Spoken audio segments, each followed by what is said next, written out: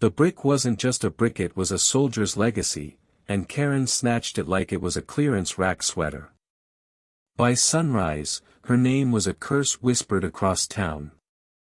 In the sleepy hamlet of Willow Creek, where everyone knew your business before you did, the Veterans Memorial Park was sacred ground. Each brick in its pathway bore the name of a local hero, etched in stone to honor sacrifice. PFC Daniel Harper's brick, dedicated to a 22-year-old who didn't come home from Vietnam, was one of them. It was a modest tribute, laid by his aging father, George Harper, who visited every Sunday with a thermos of coffee and a heart full of grief. Karen Mitchell, 48, with her trademark blonde bob and a purse that screamed, "I need to speak to your manager," didn't see it that way. To her, the brick was just a loose piece of pavement, perfect for her backyard garden project. She'd been planning a rustic chic patio, inspired by a Pinterest board she'd spent months curating. The memorial park, she reasoned, was public property, her tax dollars at work. So, on a quiet Tuesday evening, with no one around but the cicadas, Karen pried up Daniel's brick with a gardening trowel, dusted it off, and tucked it into her tote bag. She didn't notice the security camera blinking red above the park's flagpole. By Wednesday morning, the town was ablaze. The footage hit the Willow Creek Community Facebook group, posted by 24-year-old Mia Torres, a barista and part-time activist who'd been volunteering to maintain the park. Mia's post was a Molotov cocktail. "This woman stole a Veterans Memorial brick. We know who you are, Karen Mitchell." The video showed Karen's face clear as day, her lips pursed in determination as she yanked the brick free. Comments exploded, hundreds, then thousands. "Disgraceful. Who does that? She needs to pay." George Harper, now 78, saw the post at 6 a.m. His hands shook so badly he spilled his coffee. His son's name, his boy's memory, was in some woman's backyard. Karen woke to her phone buzzing like a hornet's nest. Notifications flooded in, texts, voicemails, even a message from her yoga instructor disinviting her from class. She opened Facebook and saw her face plastered across the group, her crime looped for all to see. Her first instinct wasn't remorse, it was defense. "It's just a brick," she typed in a now-deleted comment. "I didn't know it was that brick. I'll put it back, okay?" But the internet doesn't forgive, and Willow Creek wasn't in a forgiving mood. By noon, a crowd had gathered outside Karen's split-level home on Elm Street. George stood at the front, his weathered military jacket hanging loose on his frail frame. His voice cracked as he shouted, "You stole my son's honor." Mia, standing beside him, held a megaphone, rallying the crowd with a fiery speech about respect and community. Karen peeked through her blinds, her heart pounding. She'd never seen George before, but his pain was a mirror to her growing dread. She clutched the brick, now sitting on her kitchen counter, and wondered how a $2.99 trowel had led to this. The confrontation came that evening at the park. Mia had organized a "Reclaim the Memorial" event, and half the town showed up some to support George, others drawn by the drama. Karen arrived, brick in hand, hoping to defuse the situation.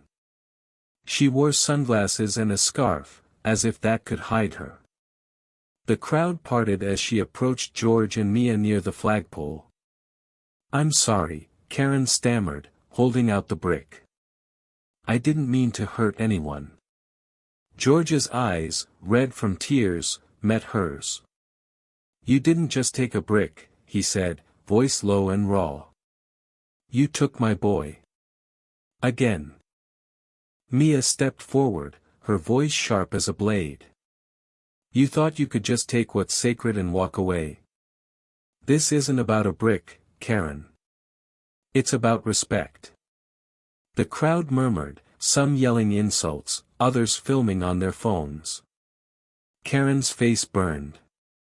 She wanted to scream that it was a mistake, that she wasn't a monster, but the words stuck in her throat. She set the brick down, its etched letters PFC Daniel Harper gleaming in the fading light. The crowd's silence was heavier than their shouts. Karen expected the ordeal to end there, but shame has a long memory. The video spread beyond Willow Creek, picked up by local news, then a viral X post with 1.2 million views.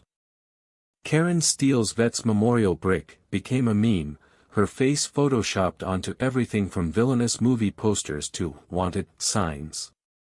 Her job at the local insurance agency suspended her pending an ethics review. Her neighbors stopped waving. Her own sister unfollowed her on social media. Karen, once the queen of neighborhood potlucks, was now a pariah. But the story didn't end with Karen's fall. George, too, was changed.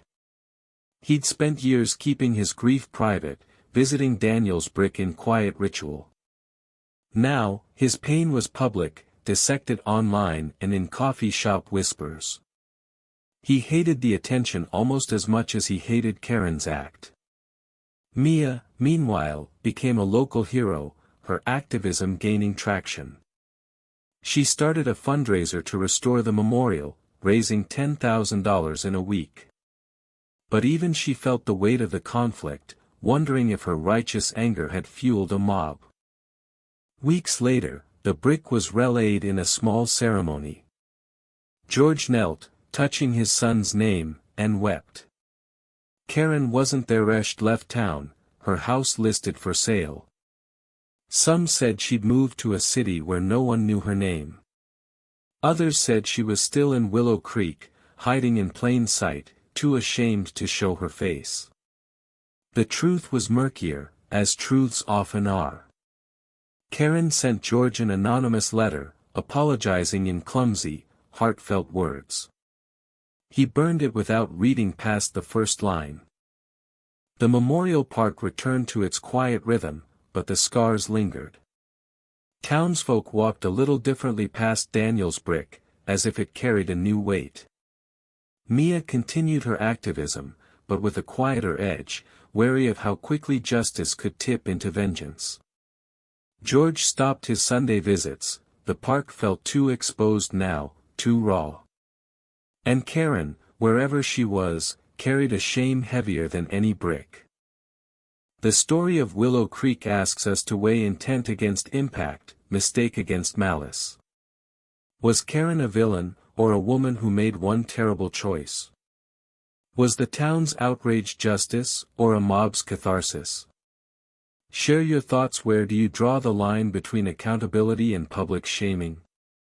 What does justice mean when a community's heart is broken?